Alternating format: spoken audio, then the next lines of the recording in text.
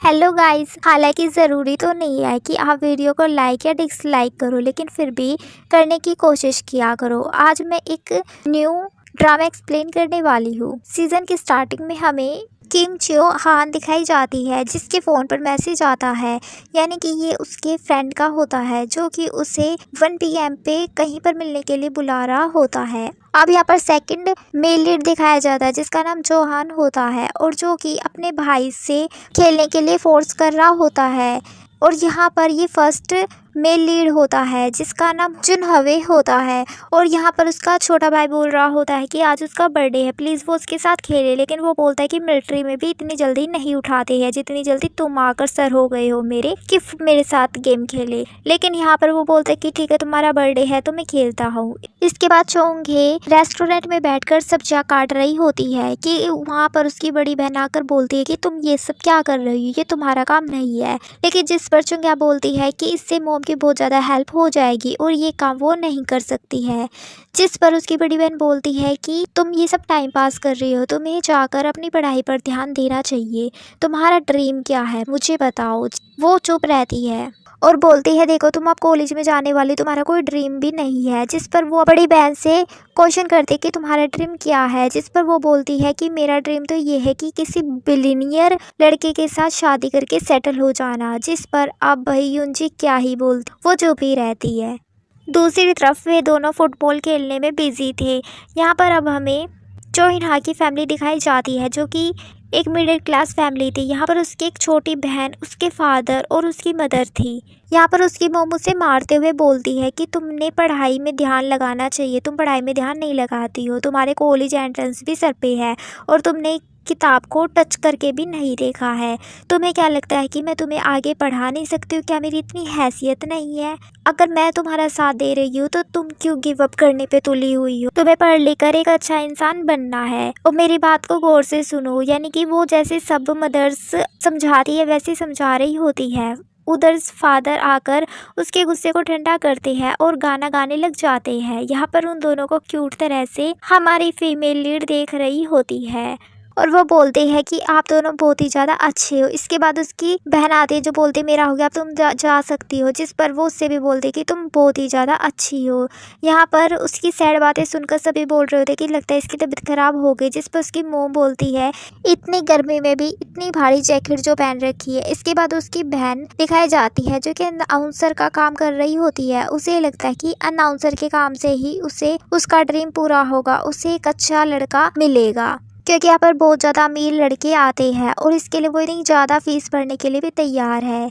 इसके बाद हमें हमारे मेल लीड की मोम खाना बनाते हुए दिखाई जाती है क्योंकि उसके बेटे का बर्थडे जो था। जिस पर उसकी सर्वेंट बोल रही होती है कि आप एक कोर्ट जज होकर भी खाना बना रहे, ये सब तो मैं भी कर सकती थी। लेकिन जिस पर वो बोलती कि आज मेरे बेटे का बर्थडे है और मैं चाहती कि वो मेरे हाथ का खाना खाए। यहाँ पर उसकी मोम उसे वॉच गिफ्ट देती है और जबकि उसका भाई उसे शूज़ गिफ्ट में देता है, जिसे देखकर वो बहुत ज़्यादा खुश हो रहा होता है। दूसरी तरफ हमें चोंगा दिखाई जाती है जो कि स्कूल के लिए रेडी हो रही होती है, लेकिन उसके शरीर पे बहुत ज़्यादा निशान होते हैं जो कि मारपीट के होते हैं। ऐसा लग रहा होता है जैसे कि स्कूल में बुली करने वाले बच्चों ने किए होंगे। यहाँ पर वो अपने पेरेंट्स से काफ़ी कुछ छुपा रही होती है, लेकिन क्या छुपा रही होती है ये अभी हमें नहीं बताया जाएगा, ये आगे बताया जाएगा। स्कूल में बंक मार के वो ट्रेन में बैठी हुई होती है जहाँ पर वो अपने फ्रेंड से मिलने के लिए जा रही होती है। दरअसल वो ट्रेन में सो रही होती है और सामने उसके हुवायू बैठा हुआ होता है। वो उसके बैग को देखता है जहाँ पर उसका बैग नीचे से फटा हुआ होता है और उसने बहुत ज़्यादा पिन लगा रखी होती है।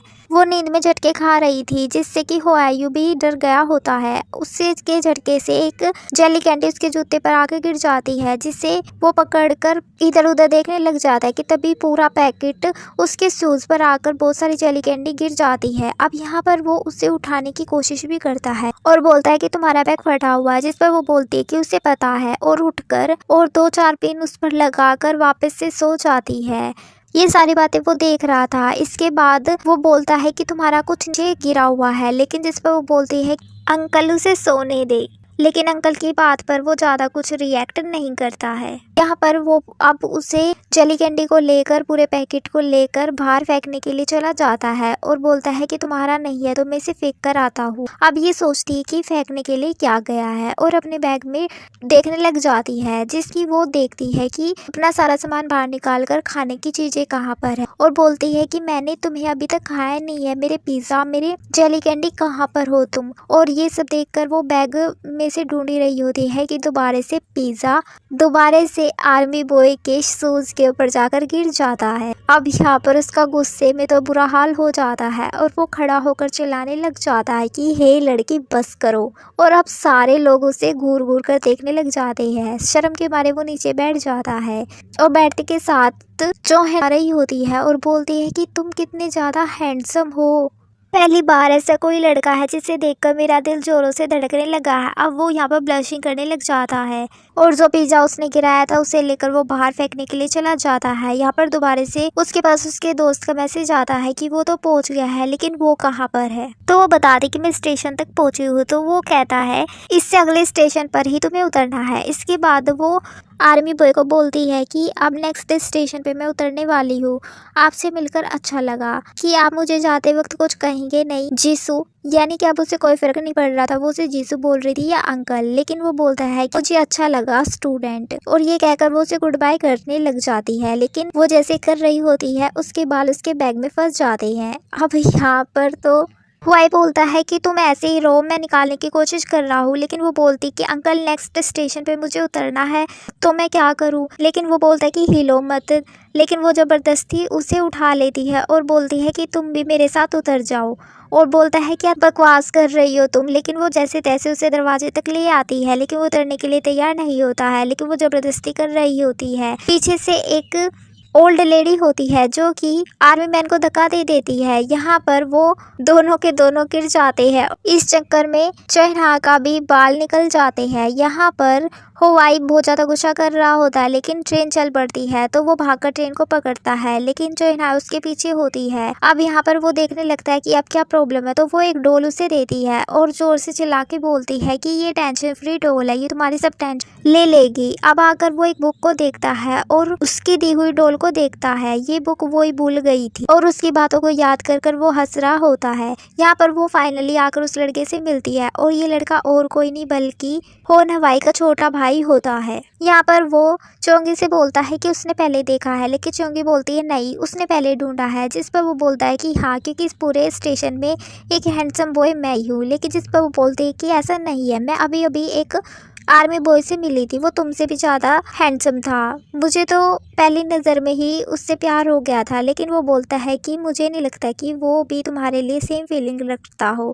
अब यहाँ पर वो दोनों अपने आप को इंट्रोड्यूस करवाने लगते हैं, यानी कि इनकी बात से जाहिर हो रहा था कि पहले मिल रहे हैं। और यहाँ पर अब वो चोइना से बोलता है कि चलो हम कपड़े खरीदते हैं, जिस पर बोलते कपड़े क्यों। लेकिन वो बोलता है कि स्कूल के कपड़ों में हमें विला के अंदर जाने नहीं दिया जाएगा। अब वे दोनों कपड़े खरीदने के लिए चले जाते हैं। विला की मालकिन उन दोनों को चाबी दे देती है और उनको ये भी नहीं पता होता कि ये दोनों तो हाई स्कूल स्टूडेंट है और वे लोग भी चाबी ले लेते हैं। नेक्स्ट सीन में हमें दिखाया जाता है कि चोंग है की मोम को स्कूल से कॉल आती है कि उनकी बेटी आज स्कूल नहीं आई है। तो ये बोलती है कि अब ये स्कूल भी बंक करने लग गई, आने दो इसे, अगर इसे नहीं अच्छी तरह से मैंने ठीक किया तो मैं भी इसकी मोम नहीं, मतलब कि अब उसकी पिटाई होने वाली। इसके बाद हम एक नए कैरेक्टर को देखते हैं इस ड्रामा में, जिसका नाम जुनबू होता है और उसकी मोम नौकरों पर चिल्ला रही होती है। लेकिन जुनबू ये सब देखकर कुछ भी नहीं बोलता है, क्योंकि उसकी मोम का हर बार का यही होता है और वो बैठकर टीवी देखने लग जाता है। उसकी मोम भी उसके करीब आकर बैठती है, वो अच्छे चैनल ढूंढने लग जाता है, लेकिन एक जगह आकर रुक जाता है। वहाँ पर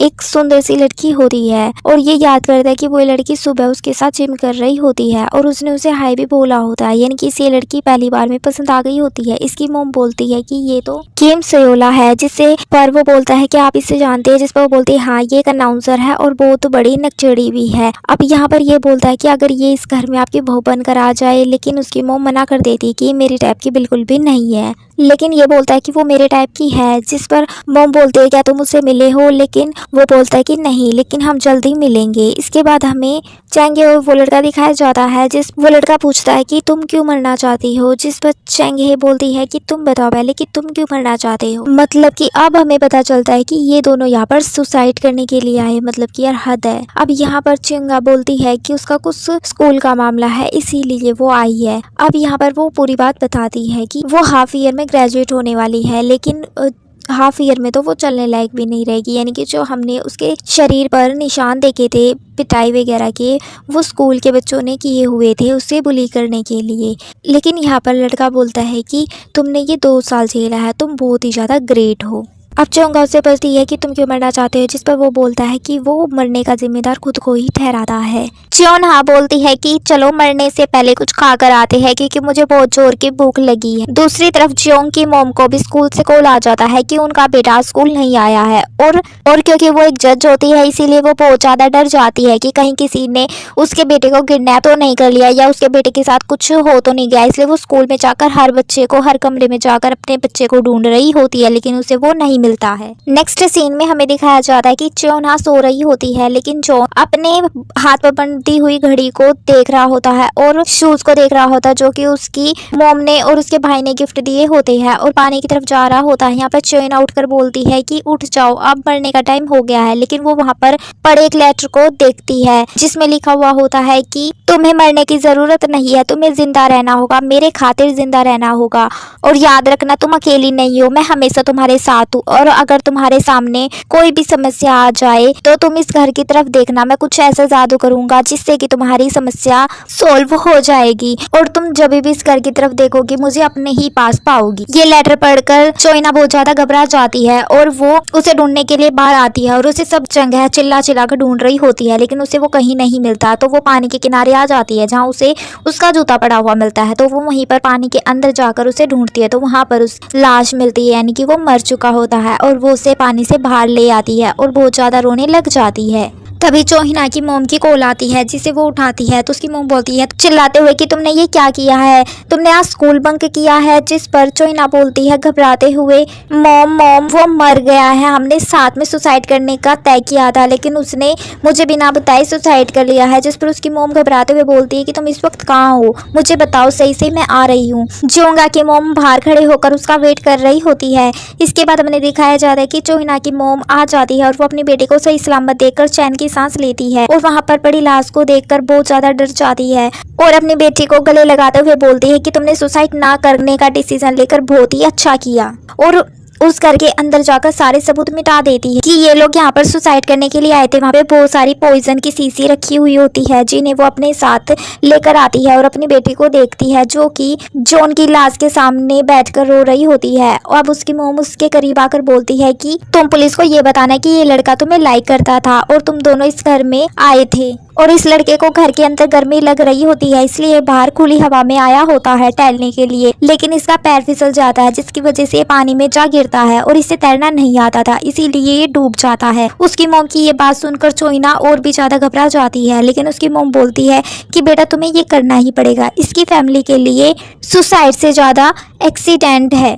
उसकी मोम बोलती है कि मैं एक मोम हूँ, इस नाते से मैं समझ सकती हूँ कि अगर इसकी मोम को ये पता चला कि उसके बेटे ने सुसाइड किया तो उसकी मोम सारी ज़िंदगी इसी के दुख में निकाल देगी कि कहाँ उसकी परवरिश में कमी रह गई थी या प्यार में कमी रह गई थी कि उसके बेटे ने सुसाइड करने का सोचा। अब उसकी मोम बोलती है बेटा तुम ये सारी चीज़ें पुलिस को फ़ोन करके बताना, और ये मत जिक्र करना कि मैं यहाँ पर आई भी थी, ये बात तुम भूल जाओ। और ये बोलकर उसकी मोम वहाँ से चली जाती है, और साथ में पॉइजन की जो शीशी रखी हुई होती है वे भी अपने साथ ले जाती है। अब यहाँ पर चोइन है ना, उसे देखकर याद कर रही होती है कि उसने उससे पूछा था कि अगर उनका सुसाइड नहीं हुआ तो वो क्या करेगी, जिस पर चोइना ने कहा था कि वो उसी हैंडसम आर्मी बॉय को ढूंढेगी, पर उसने कहा था कि अब वो उसे पसंद नहीं करती है, लेकिन चोइना ने कहा था कि हम दोनों अच्छे दोस्त बन करेंगे, और वो भी मान गया था। उधर चोइन की मोम को पुलिस की कॉल आती है कि हमें एक लाश मिली है, क्या आप इसे आकर पहचान सकती है कि आपके बेटे की है या नहीं। उधर चोइना की मोम को याद आता है कि वो उस लड़के का फोन अपने साथ ही ले आई है। इसके बाद वो उस फोन को स्विच ऑफ कर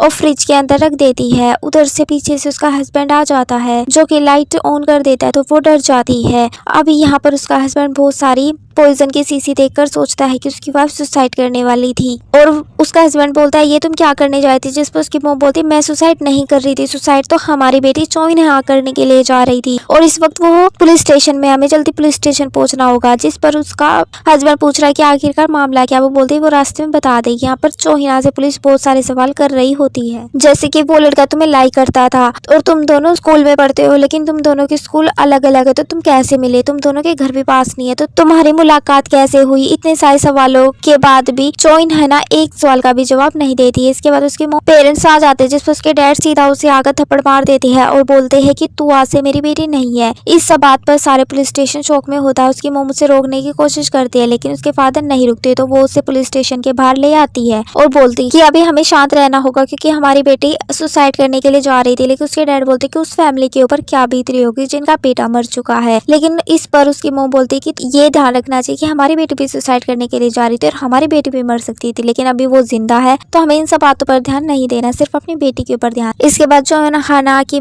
उसके लाश के पास आती है और अपने बेटे को उठने का बोल रही होती है, लेकिन उसका बेटा नहीं उठता है। वो अपने बेटे के साथ बिताए हुए पल याद करती है और रोने लग जाती है। मॉम उसे खाना खाने के लिए बोल रही होती है, लेकिन वो कुछ भी नहीं खा रही होती है, तो उसकी मॉम उसे समझाते हुए बोलती कि बेटा मैं पहले ही बहुत परेशान हूँ, तुम खाना नहीं खाओगी तो मैं और ज्यादा परेशान हो जाऊंगी। जिस पर वो खाना खाने लग जाती है। वहीं पर चोइनहा की मॉम भी आ जाती है, जिसे कि पुलिस बाहर लेने के लिए जाती है, क्योंकि वो एक जज जो होती है उसके फादर बाहर ही बैठे हुए होते हैं, क्योंकि वे पुलिस स्टेशन के अंदर नहीं जाना चाहते थे कि पुलिस स्टेशन के अंदर कोई और तमाशा ना हो। अब उसे खाना खाते हुए देखकर जो जज होती है वो तो बहुत ज्यादा भड़क जाती है कि मेरा बेटा तो मर चुका है और तुम यहाँ पर खाना खा रही हो।